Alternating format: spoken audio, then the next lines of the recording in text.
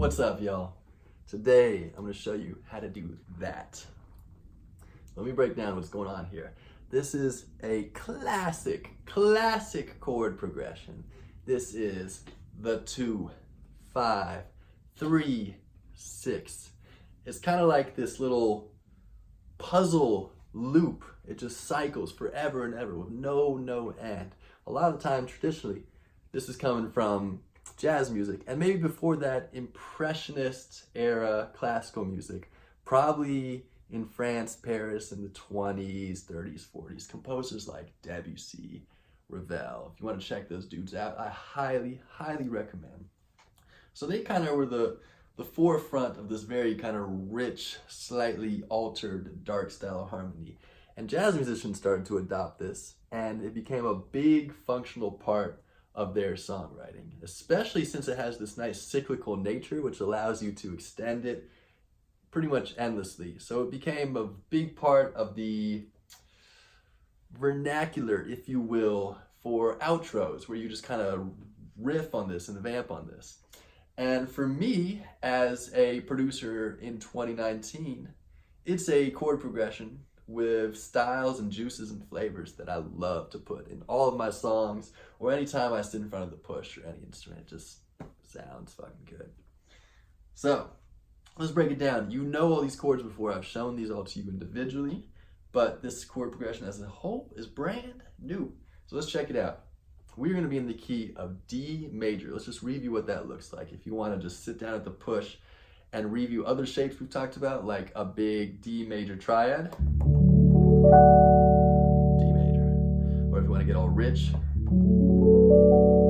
just get a feel for what D major is on the push. Some of that even. So we're starting on the 2, which is D minor 9.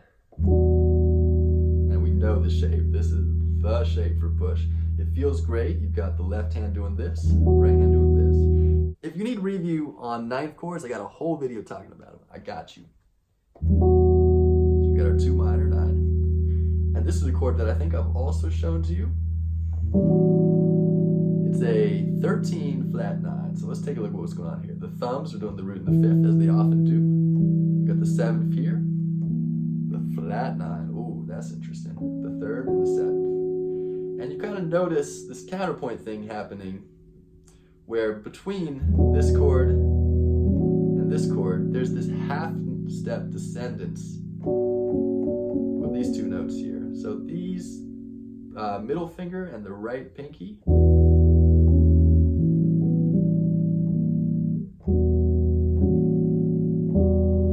there's kind of this drip down.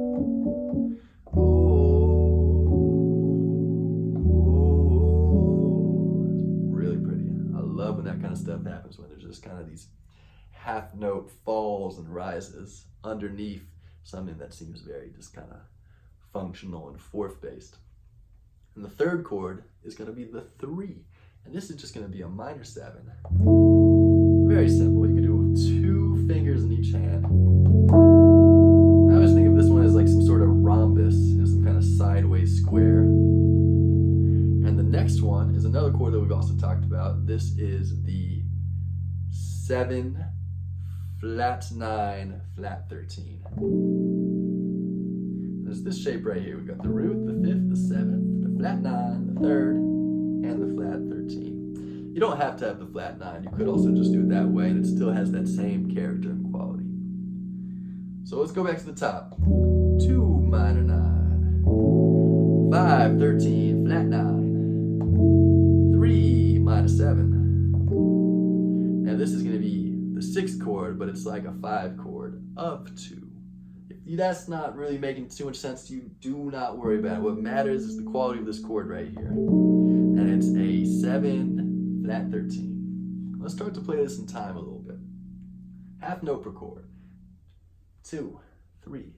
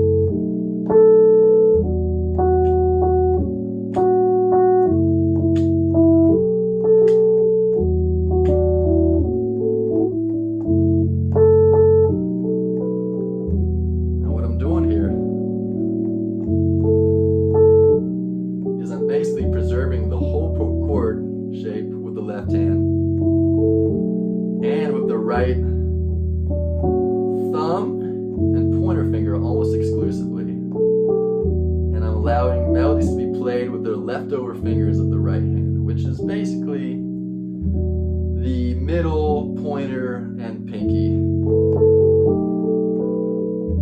I'm also using the sustain pedal to do a lot of the work for me, so that I can take my fingers off the key and keep the chord ringing. It allows me to do stuff like that.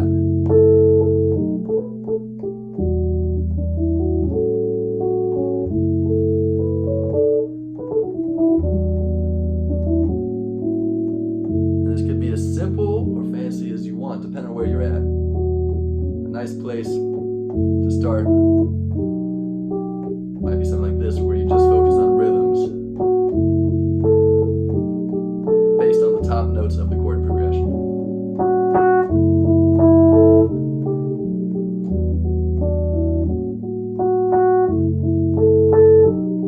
And then gradually introduce motion from there. You could also just arpeggiate the notes in the chord.